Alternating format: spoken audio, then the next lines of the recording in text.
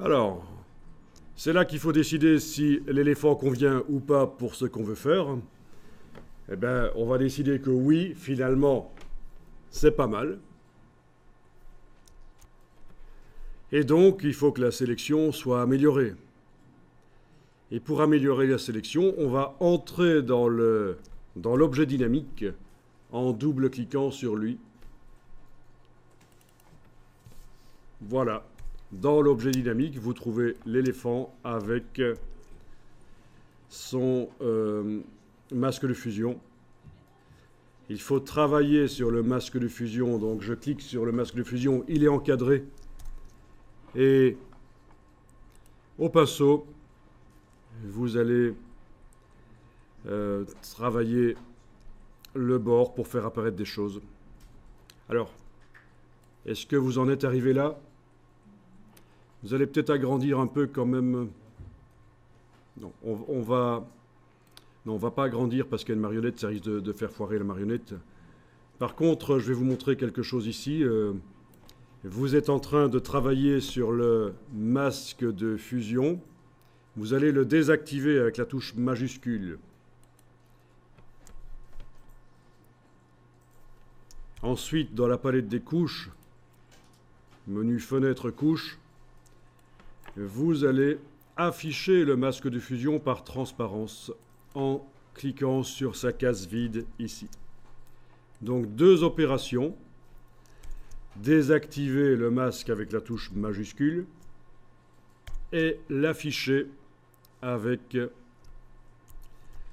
l'œil dans la palette des couches. Et donc, vous êtes en train de travailler le masque de fusion comme si c'était une couche alpha. Ça peut être sympa. Et comme une couche alpha, quand on double-clique sur lui dans la palette des couches, on a la possibilité de changer la couleur, la manière dont les noirs s'affichent. Par exemple, voilà, je vais le mettre en vert. Voilà. Alors allez-y, retouchez au pinceau la sélection en dessinant en noir et en blanc. Donc là, on peut se permettre de passer quelques temps à faire quelque chose de plus propre. Maintenant qu'on sait que l'image de l'éléphant, on va finalement vraiment l'utiliser.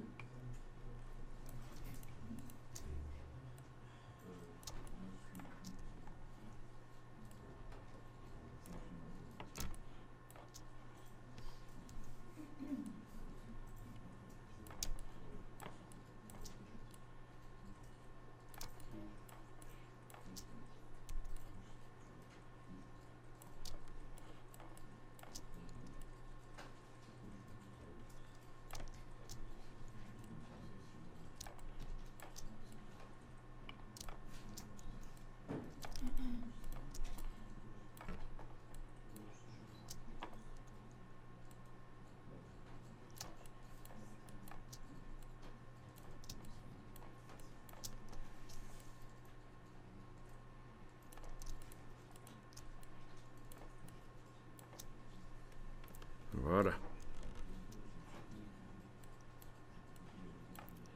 Donc une fois que c'est fait, il faut faire CTRL S. Il ne faut surtout pas enregistrer l'image que vous venez de retoucher, l'enregistrer sur le disque dur. Il faut faire CTRL S pour envoyer l'image retouchée vers le montage. Vous n'êtes pas obligé d'afficher les deux comme ça au moment où vous faites CTRL S, bien sûr. C'est juste ici pour la démonstration que je travaille sur l'objet dynamique ouvert. Et je fais CTRL S et comme ça vous allez voir que normalement la défense ici devrait réapparaître. Espérons que la marionnette ne va pas faire foirer la chose. Parce que quand on modifie trop la géométrie de ce qui se trouve dans l'objet dynamique, évidemment, la marionnette ne sait plus quoi faire avec. Voilà. Bon. Eh bien, en fait, je pense que la marionnette, je vais devoir la supprimer parce qu'elle...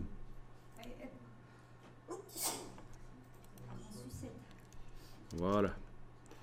Donc, je jette la déformation de la marionnette. Ah oui, tiens, j'ai oublié dans l'objet dynamique, j'ai oublié de réactiver le masque, idiot. Voilà. Et peut-être d'enlever l'œil en face de la couche, dans la palette des couches. Pour avoir l'éléphant vraiment entouré de transparence, voilà. Donc, fichier enregistré.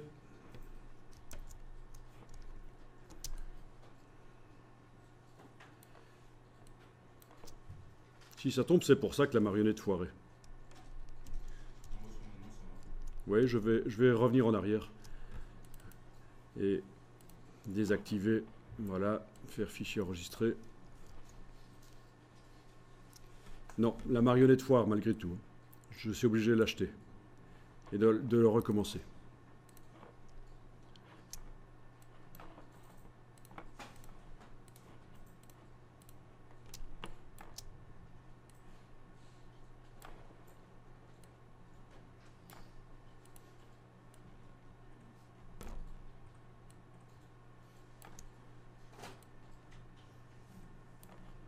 Voilà.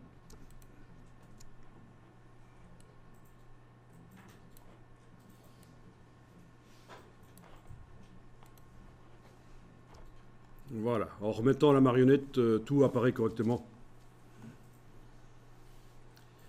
C'est le problème de la marionnette. Dès qu'on bouge trop les pixels, changer les couleurs, pas de problème, mais commencer à ajouter ou enlever des pixels et elle ne sait plus trop comment faire. Le filet ne correspond plus.